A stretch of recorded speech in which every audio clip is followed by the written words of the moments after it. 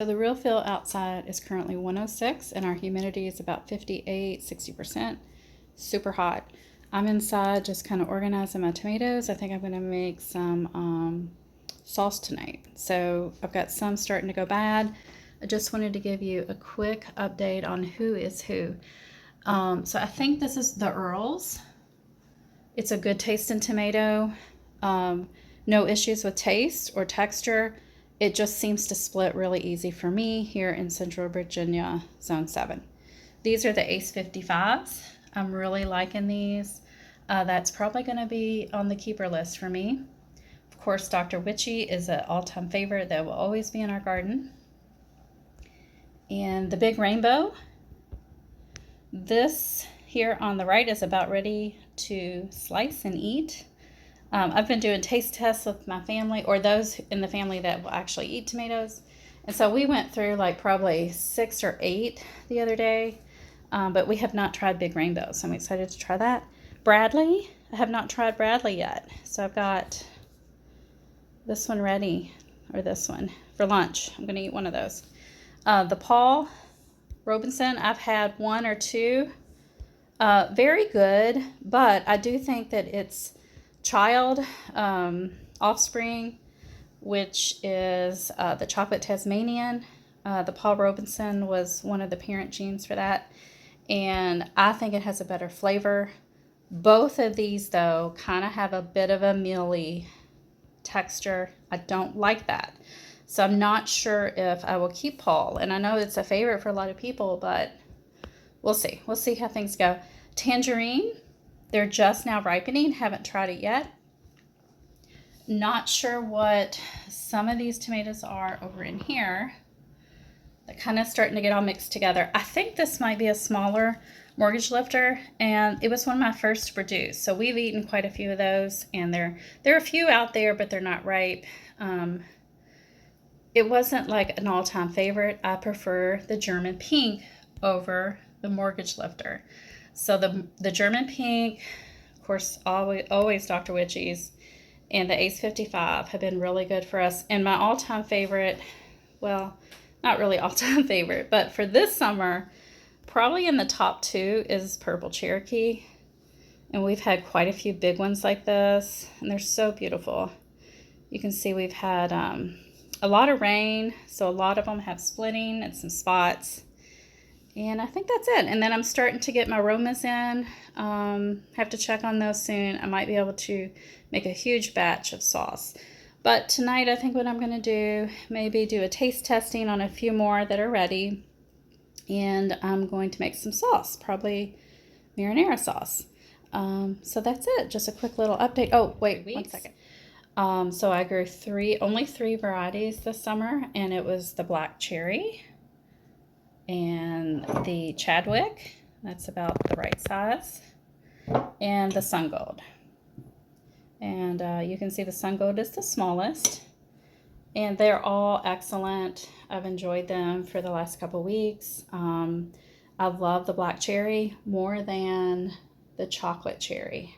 So I've grown the chocolate cherry 2 years in a row. I absolutely would prefer and put black cherry above that in my future gardens. The Chadwick is fine. I don't like a cherry tomato this big though.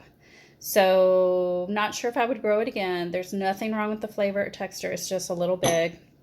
And then the Sun Gold, the only thing I have going against the Sun Gold, and I noticed this in years past when I've grown this, the skin is kind of thick. So there is another that people recommend. I'll put the name below. I can't remember it right now. It's in my cart of one of the seed companies.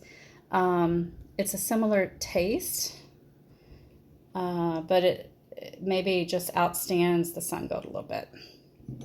So that's just my quick tomato update, guys, and I will let you know after I try a few more of these. I'm really anxious to try the Big Rainbow and then the Bradley. Hey guys, so you just watched the video I recorded about 1 to 1.5 weeks ago. I had a big variety of tomatoes at that point, so I wanted to give you a quick first impression of what I thought of those 2023 tomatoes that I grew from seed here in my kitchen window. If you have been following along, you did see me start those, and the whole process from planting the seed to having the seedlings hardened off, ready to go. And then I did donate and sell quite a few, but I kept most, if not all, of the varieties for myself, for my home garden.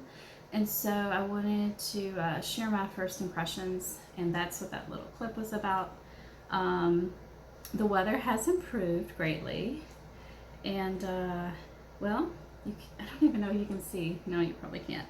But this is all I'm down to in my kitchen right now. I have this tray left,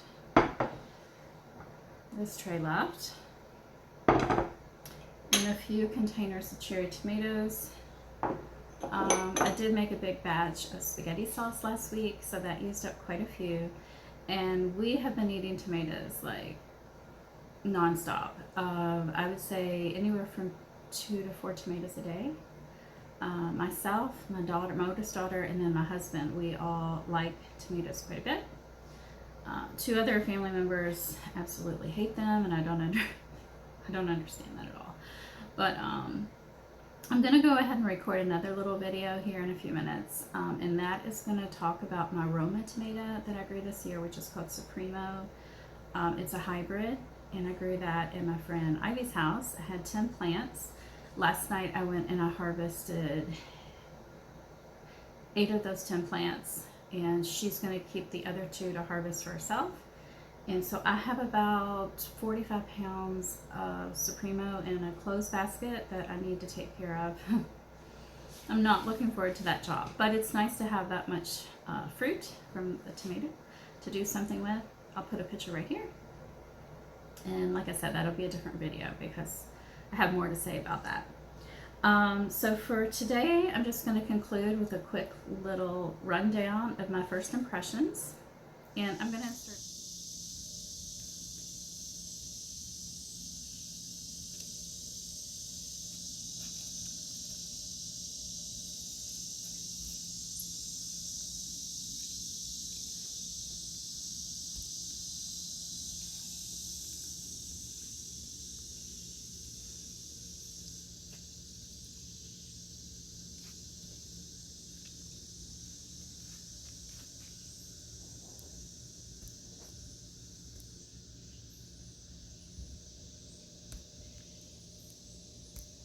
Okay, so you saw that little clip. Those are 2 tomatoes I cannot comment on yet because they are still developing.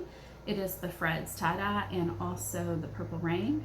They're both considered dwarf tomatoes.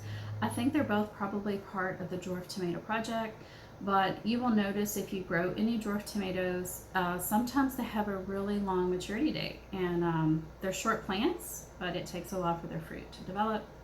So that'll be something I need to update you on later in the season. But for now, I took a few quick notes this morning. And, you know, not only are these notes for you guys, but someday I may want to remember, oh, did I really like that tomato? Do I really want to grow that again? So I'm going to quickly try to go through this. The Ace 55, that's going to be a complete keeper for me from here on out. It's a nice size, balanced taste, firm texture. The Supremo, we'll talk about that in a separate video, but that was my Roma that I got at least 45 pounds off of. Maybe I'll weigh that big closed basket, I don't know. Tasmanian chocolate, great and rich taste, however, can be a little mealy if too ripe. So that's one you might want to eat just slightly under ripe, because it does have that mealy, kind of smushy texture. I'm not a fan of that texture. Earls, I think I have an example of Earls on the table. I think this is him. He has been prone to splitting, so I have noticed that in almost every single fruit I have picked for him. It's like an orange-red color, beefsteak, and I said mid-side beefsteak, red-orange color. No taste issues at all, but splitty more than others. Is this because it is a northern, possibly grown tomato? I did order this from a Michigan seed company, and I wonder if maybe this was bred for that area. And then, of course, you gotta love Dr. Witchy's. I have nothing negative to say. This is obviously a keeper because I've grown him before. And he's just a very meaty, very low seed, tasty beefsteak. Tangerine. I don't think I have any tangerines, unless this is a tangerine. It would be a second runner up to Dr. Witchy for the yellowy color tomatoes I grew this year. I ended up growing 3 in the yellow family, not really on purpose, because I thought the big rainbow was going to be orange with like red stripes, but maybe it's orange with yellow stripes. But the tangerine I put second to Dr. Witchy as a yellow tomato. More seedy than Dr. Witchy, but it had a nice flavor. And my daughter approved of it. She's a huge Dr. Witchy fan. I didn't even write Big Rainbow on my list here, but let's go ahead and talk about that one. I don't think I have any on the table. I'm not going to grow that one again. It has, like I said, it has supposedly striping. I haven't seen that yet. And the 1 or 2 that we ate as a sample, it just had too tart of a flavor. It was a citrus tart flavor. I did not like it at all. I really didn't. Probably end up using those in like a sauce. And okay, so the mortgage lifter, it was my first to produce. It was a large 1 pound fruit. Many of those were very mealy though. The flavor was fine, but I didn't like the texture. German pink is going to be a keeper. I think I might have some German pinks here. This might be a German pink. This is definitely a German pink. That's a keeper. That phone shut off. What I was going to say about the German pink, I did have a time period about 2 weeks ago where all of the blossoms turned black and fell off. It could have been the heat, but it also could have been we had a lot of rain before that. But it's recovered. It's looking better. Definitely going to give it a second chance and not hope that against it. I mean, we've had a lot of weather. And please keep that in mind that some of these that I have said are really mealy. It could be that we've had so much rain. We have had a lot of rain this season. The Bradley was it's a semi-determinate mid-sized slicer. Nice, good, round, pretty fruits. Good flavor and texture. I would consider growing that one again. And I probably have some here. Maybe it's this one. I've kind of gotten to the point where they're all getting mixed up and I can't keep track of who is who. The Paul Robeson, I do have one of those here.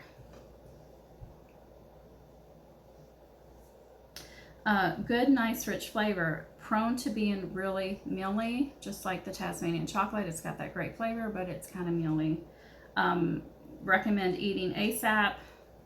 And this is like the perfect time to eat it when it's got this green color on top. You don't want to, it's probably not going to turn any more color than this. If I go past this point, this is going to be very smushy and mushy on the inside and mealy. And then the Cherokee Purple. Oh, we ate it last night. Sorry. I had a beautiful one. I was going to show you. Keeper. This is my 3rd year. Not in a row, but total growing purple Cherokee or Cherokee Purple. Beautiful inside and out. Nice balanced flavor and texture. It's a really great tomato. And then we already talked about the cherry tomatoes. I think in that little clip at the beginning. Black cherry is going to be a keeper for me. No longer going to grow sun gold. And the Chadwick cherry, have no problems with it at all. It's just kind of this is a big cherry tomato for me. I like more of the mid-size, which would be like the the black cherry. Okay, so that's it. Hope you enjoyed my first initial impressions of my tomatoes that I grew this year. I can't remember, but I think we grew about, was it 14 varieties that I started from seed, maybe 15. And now I'm already excited for next year to decide what we're going to grow. As you can see, very few have made it on the repeat list. So if you want to share your favorite tomato down in the comments below, I would absolutely love more suggestions for next year because I'm always looking for the next best tomato to try. All right, guys, hope you're having a great gardening week, and I'll talk to you soon. Bye.